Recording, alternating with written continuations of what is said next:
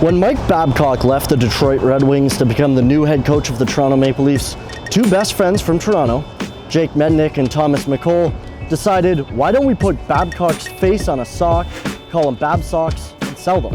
And that's exactly what they did. Today, Thomas joins me on episode 2 of The Mic to talk about Babcocks. Scott MacArthur, thanks for doing this. Great to be here. So, we're in front of Scotiabank. I'm going to start you off. Yep. You're an Oakville native, a Leaf fan. Yep. How do you feel about this team going into this season? Megan, thanks for coming on the mic. Thanks for having me. So, I'll start you off. You play professional hockey, and since you were a kid and when you grew up playing hockey, women's sports has come such a long way. What do you think of the state of women's sports today? Gabby, thanks for coming on the mic. Thanks, Mike. Thank you for having me. So you started as an intern on The Score. I did, yeah. And then you start Cabby on the Street. Yes. So how did that show come together?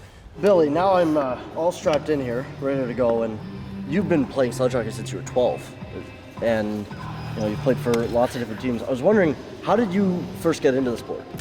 I was lucky enough to have a teammate and his grandparents that he lived with, Brad Bowden, just kind of introduced me to disabled sports, took me to their wheelchair basketball team. That was the big sport back then. And I was lucky enough to find sledge hockey way back in the day when the sleds were steel and weighed 45 pounds. And I made my own sticks out of 2x4s. My dad would cut it with a jigsaw and I would sit there on the belt sander making my own curve for a couple hours. And I even used those sticks at my first Paralympic Games in Salt Lake City. So you can tell where the games come. Now we have full one-piece sticks from Warrior that are just absolutely phenomenal.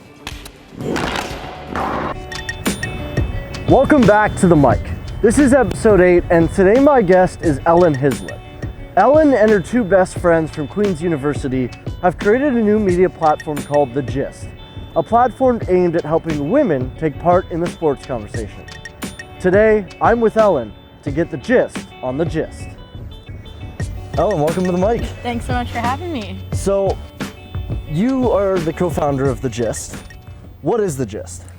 So The Gist is a sports media and audience engagement company with the goal to revolutionize sports content and experiences to connect and empower women through sport.